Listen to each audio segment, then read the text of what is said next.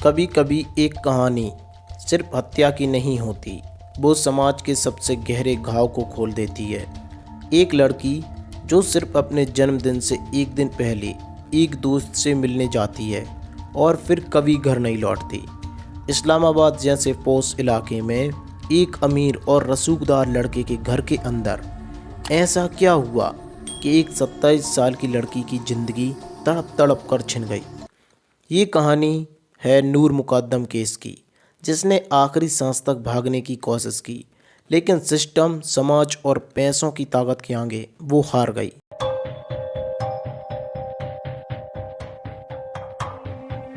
कुछ इंसान इतने शांत दिखते हैं, लेकिन उनके अंदर बहुत कुछ चल रहा होता है। कभी कभी तो जो इंसान आपको गालियां दे रहा है वो इंसान उन शांत इंसानों से ठीक है जो बिल्कुल कुछ नहीं बोलते। एटलीस्ट जो लोग आपको गालियां दे रहे हैं, यानी कि जो इंसान आपको गालियां दे रहा है, आप उसे समझ तो पा रहे हो कि ये इंसान कैसा है। आप उससे अपनी दूरियां बढ़ा लोगे, यही होगा। लेकिन जो इंसान शांत है उसे आप कैसे समझोगे। हम जिस सोसाइटी पर रहते हैं, हम हर इंसान को इसी तरह जज करते हैं कि ये इंसान बोलने में कैसा है, कैसा बोलता है। लेकिन जो इंसान कुछ नहीं बोलते उन्हें आप कैसे जज करोगे। उन्हें तो आप ना तो अच्छे होने के क्राइटेरिया में फिट कर पाओगे, ना बुरे हैं इस क्राइटेरिया में फिट कर पाओगे। लेकिन शांत हैं उसे आप पढ़ ही नहीं सकते। आज हम जिस केस पर बात कर रहे हैं वो है पाकिस्तान का, और मैं ये वीडियो बना रहा हूँ, मैं हूँ हिंदुस्तान से।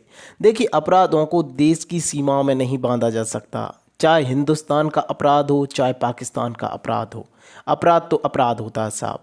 पाकिस्तान का चाहे जैनब अंसारी केस हो, चाहे हिंदुस्तान का निर्भया केस हो, दोनों ही बहुत गलत थे। और तीसरे, आज हम जिस केस पर बात कर रहे हैं ये है नूर मुकद्दम केस। इन सभी केसों ने इंसानियत को शर्मसार किया है। देखिए, जिन लोगों के साथ ये अपराध होते हैं वो अनजाने में एक ऐसे चक्रव्यूह में फंस जाते हैं जहाँ से निकलना पॉसिबल नहीं होता, और वहाँ से सिर्फ उनकी सिसकियाँ और उनकी चीखों की आवाज़ ही सुनाई देती है, और एक समय के बाद वो भी ख़त्म हो जाती है। 23 अक्टूबर 1993 को जॉर्डन की राजधानी अम्मान में एक लड़की का जन्म होता है। ये लड़की कोई नॉर्मल लड़की नहीं होती, पाकिस्तान के बहुत बड़े डिप्लोमेट की लड़की होती है।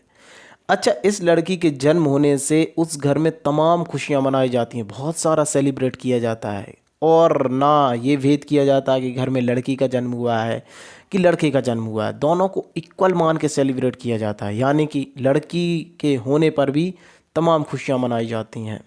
इस लड़की के पिता का नाम शौकत मुकद्दम था। ये फैमिली बहुत ही ज़्यादा हाई प्रोफाइल होती है, और इस लड़की के पिता कभी साउथ कोरिया तो कभी कजाकिस्तान में पाकिस्तान की तरफ से अपनी सेवाएं दे चुके थे। तो अब आप इसका अंदाज़ा लगा सकते हैं। अब शौकत मुकद्दम देश की बहुत सेवा करने के बाद रिटायर्ड होते हैं, और जब रिटायर्ड होते हैं तो पाकिस्तान के इस्लामाबाद में रहने का प्लान बनाते हैं। इनकी बेटी जो नूर होती है वो शिक्षित, समझदार, दुनिया भर के कल्चर की उसे समझ होती है। अब वो पाकिस्तान के इस्लामाबाद के सोशल इवेंट्स और एनजीओज़ में काम करती है। नूर एक ज़्यादा हंसमुख, खुशमिजाज और ग्राउंड टू अर्थ लड़की होती है। उसे इस बात का कोई घमंड नहीं होता कि उसके पिता पाकिस्तान के डिप्लोमेट हैं। अब 18 जुलाई 2021 को नूर रात के 9 बजे घर से ये कहकर निकलती है कि वो अपने दोस्त से मिलने जा रही है, और घर वाले इसकी इजाज़त दे देते हैं। वैसे भी बहुत ज़्यादा हाई प्रोफाइल फैमिली होती हैं ना, उनमें बहुत ज़्यादा कंट्रोल नहीं रखा जाता बच्चों के ऊपर। रात और दिन में कोई भेद नहीं समझते, और अक्सर इनके घर पे बाहर पार्टियां होती रहती थीं, तो इनके लिए यूं जाना नॉर्मल था। असल में वो दोस्तों के नाम से जाहिर जाफ़र से मिलने जा रही होती है।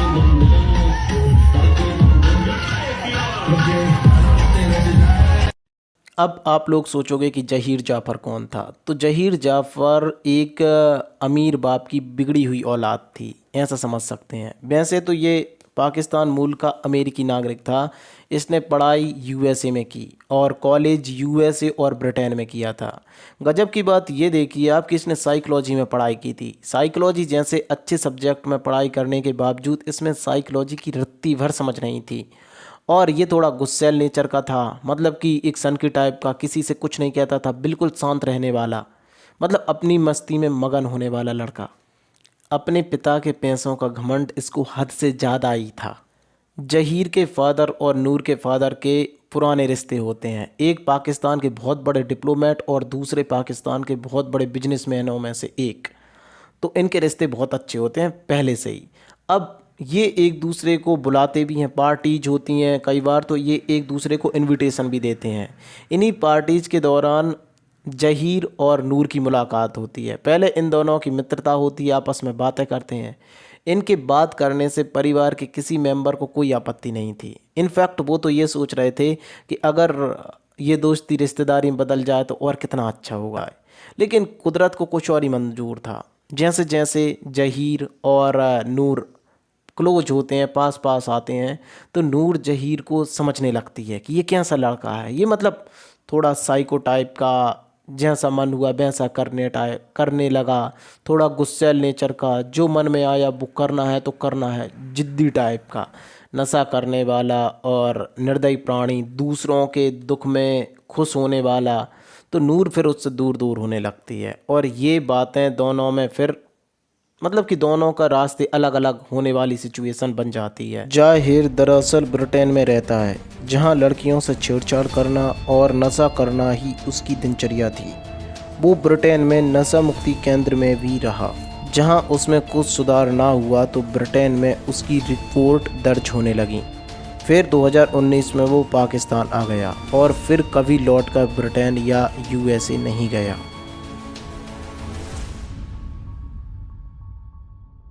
नूर के पिता का रिटायरमेंट हो चुका था और वो भी पाकिस्तान में ही रहने लगे थे।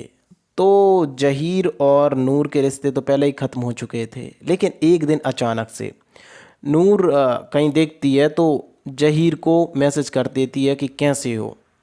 तो जहीर, जो कि उसका भी अब कोई प्लान नहीं होता, उसके मन में अचानक कोरी कल्पना जाग जाती है नूर के प्रति और वो चाहता है कि शायद खोया हुआ प्रेम फिर से वापस लौट आए। इन दोनों का आपस में वैसे तो कोई कांटेक्ट नहीं होता, वो तो अचानक नूर का ही मैसेज आ गया था इसको कि कैसे हो। हालचाल कौन नहीं पूछ लेता। रिश्ते अगर ख़त्म हो भी जाएं तो हालचाल थोड़ी बहुत बातें तो हर कोई कर लेता है। तो इन दोनों की आपस में बातें बढ़ जाती हैं। तभी जाहिर एक बात कहता है कि वो कल न्यूयॉर्क जा रहा है, मतलब कि 19 जुलाई को न्यूयॉर्क जा रहा है। तो वो कहता है कि वो कम से कम एक बार नूर से मिलना चाहेगा। तो नूर मना कर देती है, वो कहती है नहीं नहीं मिल नहीं सकते, अभी मैं नहीं मिल पाऊँगी। तो जहीर कहता है बस लास्ट बार एक बार मिल जाओ।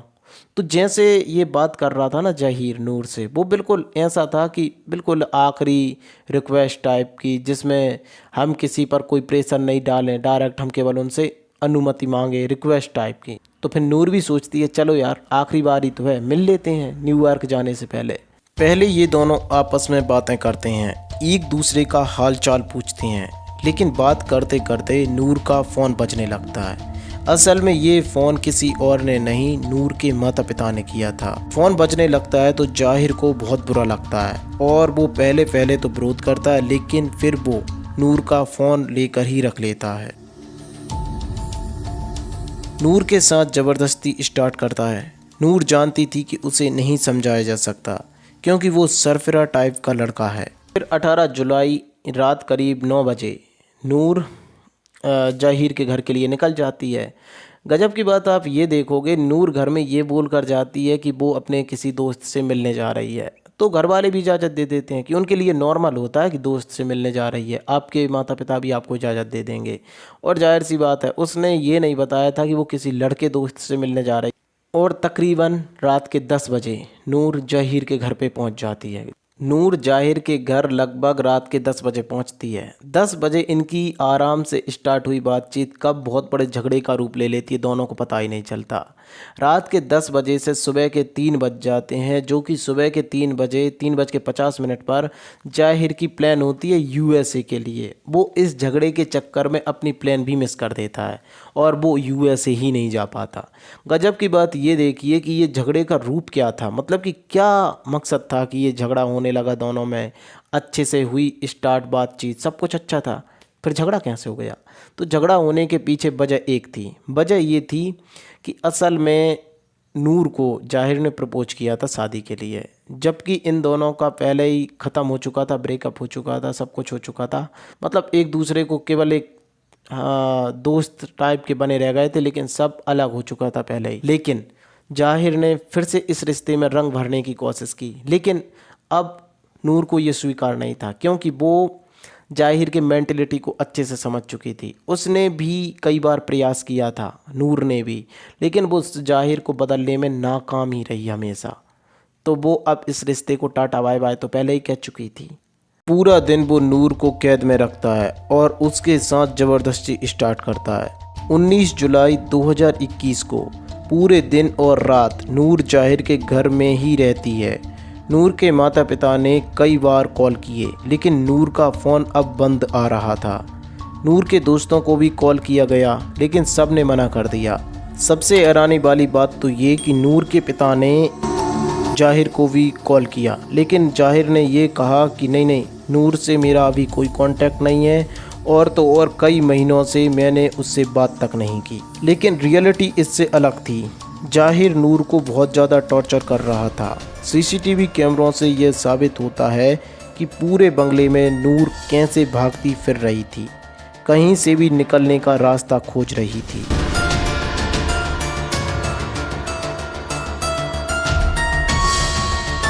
दोस्तों, हमारे वीडियो आपको शिक्षित करने के लिए हैं कि कहीं आप तो उन चक्रव्यूह में नहीं फंस रहे जिन चक्रव्यूह में फंसकर कई लोग अपनी जान से हाथ धो बैठे। अगर हो सके तो हमें सब्सक्राइब ज़रूर करना, हमें सपोर्ट करना।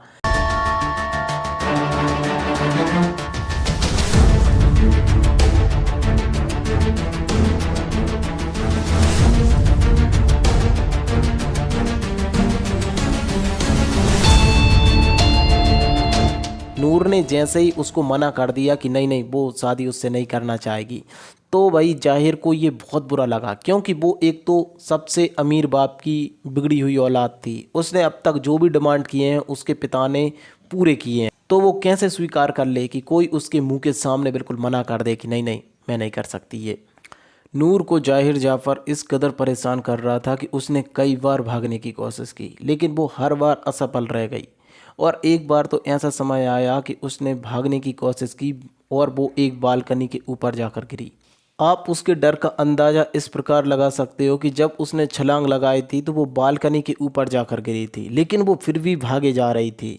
आप एक सीसीटीवी कैमरे की वीडियो आई थी, उसे भी देख सकते हो, यहाँ पर देखना।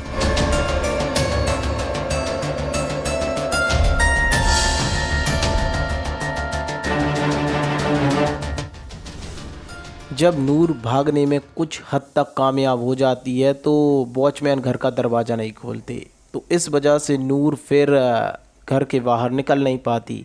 अगर वॉचमैन चाहते और दोनों वॉचमैन इसका विरोध करते तो शायद नूर की जान बच भी सकती थी, लेकिन दोनों ने ऐसा नहीं किया। शायद यही वजह थी कि इस्लामाबाद हाई कोर्ट ने दोनों को 10-10 साल की सज़ा सुनाई थी। लेकिन फिर नूर को जाहिर पकड़ लेता है और उसका हाथ पकड़ के अंदर ले जाता है। उस समय आप नूर के डर को महसूस नहीं कर सकते कि वो अपने आप को मौत के मुंह में जाता हुआ देख रही थी। जाहिर जाफ़र नूर के बाल पकड़कर अंदर लेकर गया। सुबह करीब 10 से 12 बजे 20 जुलाई को जाहिर ने नूर का कत्ल कर दिया था। नूर को जब जाहिर टॉर्चर कर ही रहा होता है, तभी घर के नौकर जाहिर के पिता को कॉल करके इसकी इन्फॉर्मेशन देते हैं। जाहिर के पिता, जो कि उस वक्त कराची में थे और ईद के त्यौहार की शॉपिंग कर रहे होते हैं, वो एक साइकोथेरेपी सेंटर में इसकी सूचना देते हैं। साइकोथेरेपी सेंटर में वो सूचना इसलिए देते हैं कि कभी जाहिर यहीं पर काम करता था और अभी भी करता होगा। तो यहाँ पर 2 वर्कर आते हैं उनके घर पे, जाहिर के घर पर। जाहिर के घर के सभी दरवाजे अंदर से बंद होते हैं, तो वो बालकनी से घर के अंदर जाना स्टार्ट कर देते हैं। बालकनी पर एक सीढ़ी लगाते हैं और फिर वो सीढ़ी के सहारे घर के अंदर इंटर करते हैं। 2-3 वर्कर घर के अंदर पहुंचते हैं तो घर के अंदर का नज़ारा बहुत ही भयानक था। खून ही खून पड़ा था। एक हरे रंग की कालीन थी, वो पूरी खून से लाल हो चुकी थी और तभी जाहिर पास में बैठा था। एक वर्कर जैसे ही घर के अंदर जाता है तो जाहिर चक्कू निकाल के उसके गले में मार देता है। गले में, यहाँ पर चक्कू से वो वर्कर थोड़ा सा इंजर्ड तो हो जाता है, लेकिन चक्कू से बच जाता है और चक्कू उसको खरोंच लगा के निकल जाता है, मतलब कि बीच में नहीं लग पाता, थोड़ा इंजर्ड हो जाता है। अल्लाह मेरा दोस्त है। सॉरी, मुझे रोना आ जाता है, लेकिन